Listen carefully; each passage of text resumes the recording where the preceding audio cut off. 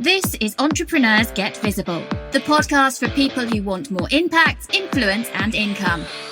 I'm Anna Parker-Naples, and I'll be sharing with you proven methods from leading entrepreneurs that help you get visible as an authority in your field. Because anything's possible when you get visible.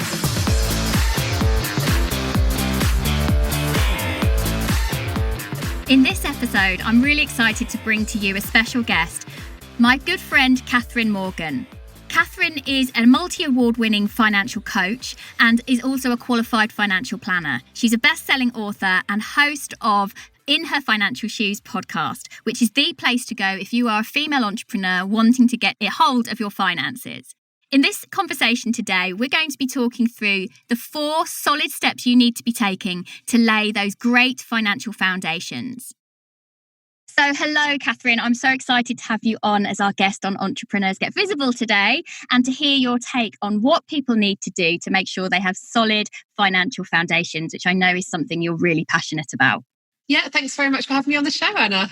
So, Catherine, I was explaining to my viewers earlier that we met about 3 years ago. And at that point, we were both doing quite different things, weren't we? So I think that's really been quite important as well to mention to people. We know each other very, very well. And over the last couple of years, we've been in various masterminds together. And what I've seen with Catherine is that she has gone on and really created herself as this very influential money influencer.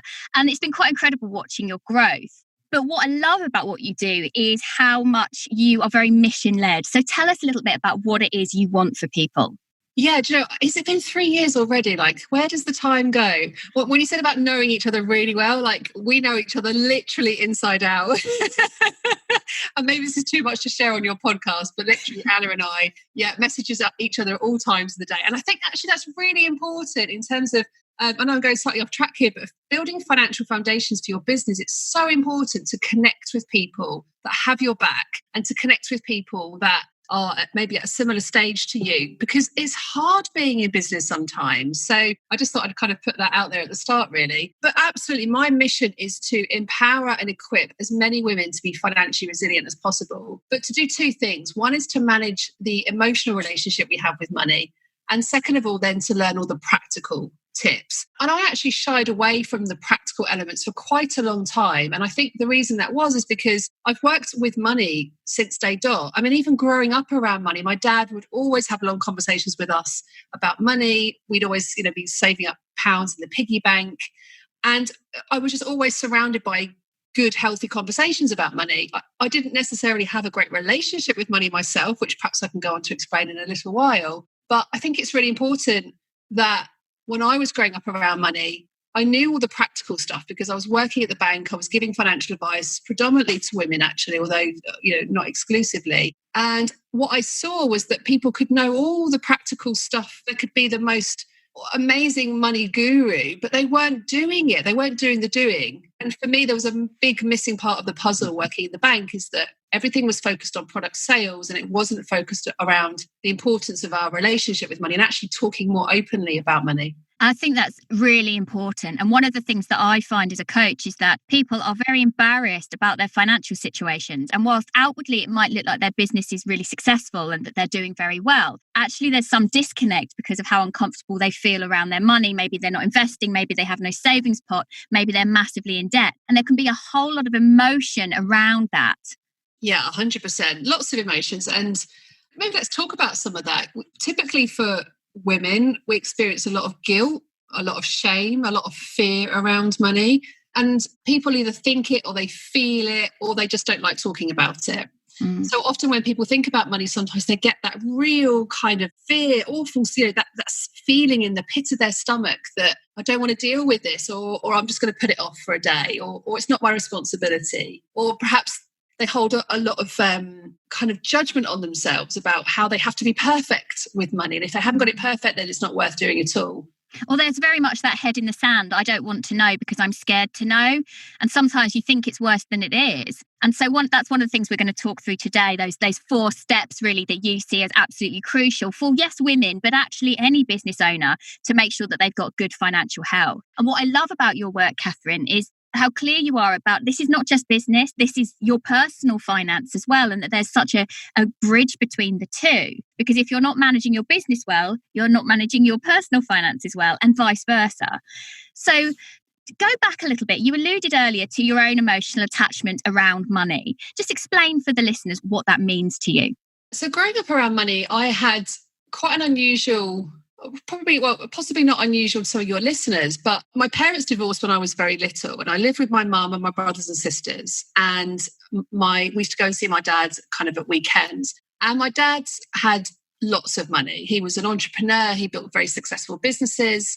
So when we went to see my dad, it was always about a very status-driven relationship with money. It was about the flash cars, the big houses. And then we'd go back home and live with my mum, who worked part-time so that she could pick us up from school and spend time with us. But anytime we wanted anything, it was almost go and see your dad.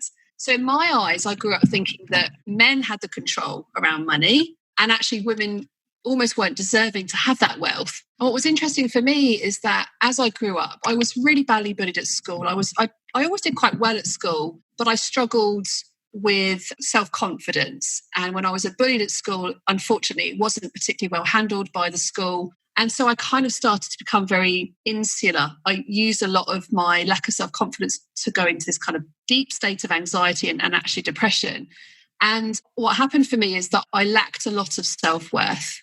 And so what happened is my relationship with money was very much linked to my lack of self-worth. And so every time I got paid, when I started my first job, I spent it immediately, sometimes even before I'd even got paid. I recognise that in myself as well, that I, particularly early on in my business as well, I'd be excited. I'd spend money before it came in. I'd spend it when someone had when I'd given someone a quote, I'd spend it again when it landed in the bank account, and double spending all over the place. Yeah, and that becomes an ingrained habit. And often for women is if you're used to having years of that. So for me, that was literally the whole of my teenage years and my 20s. And that became an ingrained habit. So what happened is even when I then got out of debt, I was still in the habit of, as soon as I received it, I had to get rid of it. And this actually links back, I think, to a couple of things that happened in childhood. But one particular moment that I can really, as clear as crystal, I can recollect this, was when my dad used to save money every week for us in a piggy bank, and then we would take it down to the bank. We'd count it on the carpets in these little bags. We'd bag it all up and we would take it down to the bank, which was Abbey National in those days. And I remember one day going to the bank, and I must have been about 8 or 9. And I went to the bank with my little passbook and I gave it over to the cashier. And I still remember the sound of the printer. And she updated my balance and gave me my book back. And my balance was 0. And I remember thinking, where's all my money gone? And so what that taught me was that if I didn't spend the money myself, somebody else would spend it.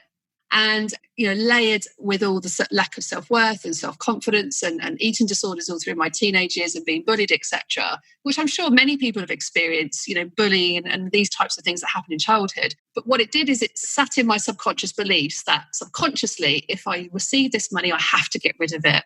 And so in terms then of coming into this space where you are teaching other people about money, what's been the shift for you? Because in order to get to that point, there's got to have been that transition from where you were to where you are now. Yeah, I think the first step for me was actually understanding that I didn't need any external validation to prove that I was worthy. And self-confidence is a huge topic. And I know that for many people struggle with this. And many people have, I've been through therapy, I've had counselling, I've had all sorts of treatments over the years. Actually, what really worked for me was just that deep understanding that my net worth wasn't linked to my self-worth. It didn't matter how much money I had or didn't have. I was acceptable to be who I am. If you're good enough and you are deserving, no matter what. 100%. And I think that once I've realised that, and I think that's a journey, you don't just suddenly wake up one day and think, oh, I'm suddenly good enough. It is a journey, and it's something that I still work on every single day. It's a real mindset. But I definitely think that shift for me of actually reflecting back on my relationship with money and what I was trying to do with money then started me to think about, well, actually, what are my spending habits? Why am I spending all this money on clothes? Why am I spending all this money on Amazon? Why am I buying more picture frames for my house when I haven't got any more hanging space on my walls? It was a real kind of awareness of what are my spending habits? What am I spending money on? Is it making me happy? Or is it just fueling something that filling that void, but not really filling that void because it's fairly empty? I think we've all been there where we've spent loads of cash because it's going to be that quick fix to feel better. And actually afterwards, once you've opened the clothes or you put your new outfit on or whatever it is you've bought, I know my husband's really into his gadgets and he's constantly spending on things like that. But for me, it's clothes or shoes. And then once you've got them and you've worn it, well, that's kind of done then, isn't it? And you're still left with that debt potentially. Yeah, I think sometimes it's about just letting go and actually forgiving yourself sometimes, because we all make financial mistakes. We've all made financial mistakes. And I think one of the first steps is about bringing awareness to what those spending habits actually are, but also drawing a line in the sand and just thinking, right, well, yeah, if you've made financial decisions in the past that maybe haven't been the best decisions, then it doesn't matter. Hindsight's a wonderful thing. And I think that everybody should be in a position where no matter what their history is with money, no matter what their relationship is with money, it is something that can be changed. And you can start today. This isn't something you can say, we're actually recording this in January. This isn't something that has to start January the 1st. This is something that you can take control of the moment you decide to do it. And it's those daily actions, isn't it? And also just to make it easy for yourself. So when we talk about spending habits, one of the first things that I did a couple of years back was I opened a Starling bank account. And I actually opened it for the purpose of going abroad. And I heard that it was fee-free when you're using your card abroad. But then I actually got used to the app and it was showing me what I was spending. And it was really clear right from day dot of where my spending habits were being overspent. And that really triggered me. It really got me thinking about, well, I'm wasting all of this money. And the great thing about Starling Bank is they have these little pots that you can set up. So I started setting up my pots and putting pictures behind them. I'm a very visual person. And I found that as I saw money building in these pots, I didn't actually want to get rid of it anymore. I actually wanted to see it continuing to accumulate. And this was coming from a place of not being in a particularly great financial situation. And literally over the course of 3 years, I've completely changed my financial life. And very much, I think it came back to awareness, looking at your spending habits, but also just getting started. Because sometimes people think, well, unless I've got 5 grand or 10 grand, it's never going to happen for me. But it's the small steps, it's those little small habits that layered upon, each other can create long-term significant financial benefits. So the first thing is about awareness, which is potentially tracking. Is that what we're talking about? Yeah, I think it's 2 things. It's awareness of your emotions around money and understanding what triggers you. And it's also awareness of the practical aspects of where is your money actually going. And so many people are scared to have a look, aren't they? I know we've talked about this before, particularly if it's been a month in the run up to Christmas where I know that I've potentially spent a lot more than I meant to on my children. I get to that point where I'm not really comfortable to look. I'd rather kind of be in denial until that bill lands on my doorstep. But it's always worse, isn't it, than the reality of the situation. And that's why one of the things I say to people is, I call it get financially naked. It's a bit of fun. It's just removing some of that negativity around that particular exercise, because it can be really scary. And I totally resonate with where I was in that situation. But this is just about the practical aspects of plugging those money leaks. What are those direct debits that you don't need anymore? And often, actually, the biggest thing that people become aware of is that they're overspending on food. Food is like one of the most difficult, I think, expenses to manage, because food is an emotional trigger for a lot of people. And it was for me in my teenage years. I actually went the opposite and didn't eat, but food is a very emotional trigger for a lot of people. That situation where you go for a pint of milk and you end up coming back with £30 worth of stuff. For me, it's about the children for various different reasons. All 3 of them are fussy eaters with completely different things. And in order to accommodate them, I know that I spend way more than I perhaps should, or that is economizing in any sense of the household budget, but it's just easier that way. And one of the things that I've noticed since I've been tracking my money is that I'm less willing to do that for the children. I'm less willing to accommodate that, because actually our long-term family goals and our short-term family goals are much more important than them having this specific thing that they want for their tea each. And it's little things like that, isn't it? The behaviours around that we're talking about in terms of your personal life. But this also does work for your business as well. Being aware of what memberships you've got, what services you're paying for on an annual subscription or a monthly subscription, actually noticing when they go out, because it's very easy if you're not aware of it to just not see it happening. And one of the things you mentioned earlier is that you're passionate about helping people plug their money leaks. And I know you run a very successful challenge that's coming up shortly, which is for women only, this one. But tell us a little bit about your Plug Your Money Leaks challenge. When's the next one happening? So we've run this challenge actually a couple of times in 2019 and had some incredible results for people. So we've decided to kind of run it again this month. So we're running it on the 20th of January. Which is today, if you're listening live on the day that this goes out. Not too late for you to join. It's a 5-day challenge. And the way that it works is we split it into these 2 steps. So it's understanding the emotional relationship with money and then the practical steps. And we actually seed a couple of different tasks for people to do across the 5 days. And then we have a big pajama party at the end. And the reason I say pajama party, by the way, is I think one of the important things when we're talking about money is just to get really relaxed and comfortable talking about money. So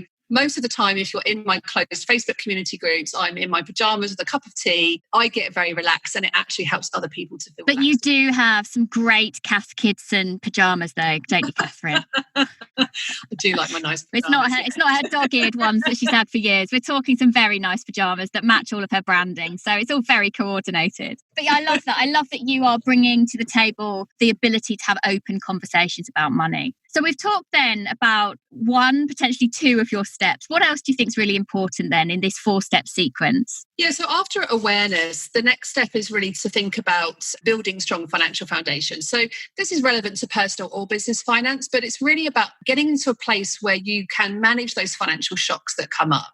And by financial shocks, I mean things like ill health or a partner losing their job or your car tyre bursting, particularly this time of the year when you're going through all those potholes, or your washing machine breaking. So I think it's just important to get yourself as quickly as possible into that position, because what that does is 2 things. It helps you to think more rationally when you're in a stable financial situation, but it also helps you to manage those financial shocks.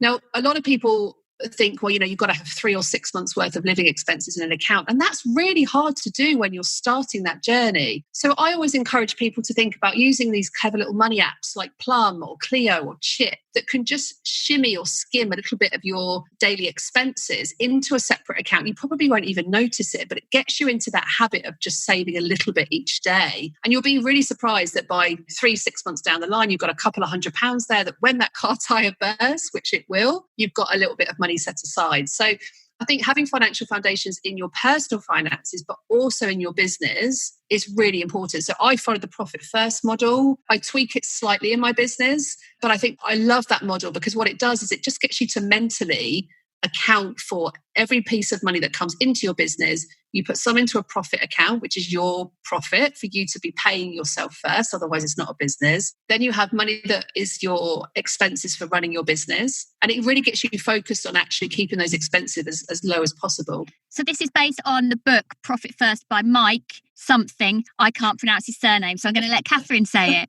I did an episode on this on my podcast a few weeks ago. That's exactly what I said. Mike, someone whose surname I can't pronounce. Mike, whose surname I can't pronounce. It's going to be in the show notes wherever you listen to this, but it's a great book. It is about business finance, but it really definitely gets you thinking. And I think Starling app that you mentioned earlier is a great tool to use. Instead of creating lots of different bank accounts, you can do it all within Starling, can't you? Because that's one of the frustrations that people say, well, I love the profit first model, but I don't want a million different account numbers. And with Starling Bank, you can set up all those different pots, including a tax pot, putting aside every single day. I have a 15-minute golden 15-minute rule where as I'm brushing my teeth, I go into my bank app, I check what's come in that day, I put 20% straight away into that tax pot. So the profit first model is really great, but building strong financial foundations is really, really important. And then the 4th and final step is about maintaining momentum, because often what happens again is people start this journey, they start it really, really well, and then it just falls off the wayside. And it's important to make sure that those habits you're building are strong and realistic. So step 4 for me is about having a money date with yourself, having a money date with your partner, and just take 15 minutes a day just to check your accounts, make sure you've filled up all your different pots, and then getting into those good financial habits. It's interesting as an entrepreneur because very often we're very sales driven. We want to get the next sale, we want to get the next booking. But if you're not looking after the money behind the scenes, you're ultimately not going to get the business that you want.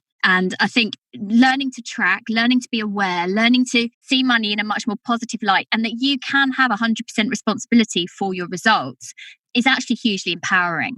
I think it's about definitely that, but it's about looking after yourself as well, because ultimately what stops most people from managing money is themselves. It's getting out of their own way. It's getting out of their heads and actually having some, as you say, positive language around money. So rather than saying to yourself, I can't manage money, I'm not very good at this, it's changing the language that we're using. And I know you've got a course coming out very soon called Female Financial Foundations. So just talk a little bit about what that is, Catherine. Sure. So one of the things we launched last year was a Money Circle membership, which is something that where people can continuously get to learn their money journey and be surrounded with other women who can support them in that. But what we found actually was that people wanted accountability and they wanted the simple steps. What do we need to do first? Then what do I need to do next? So this course is 18 months in the making. I'm really excited about this because this is 18 months of my best work going into an 8-week course, which really helps people through each of those 4 simple steps, but not only getting the steps created, but then maintaining and keeping that momentum going for long-term financial success.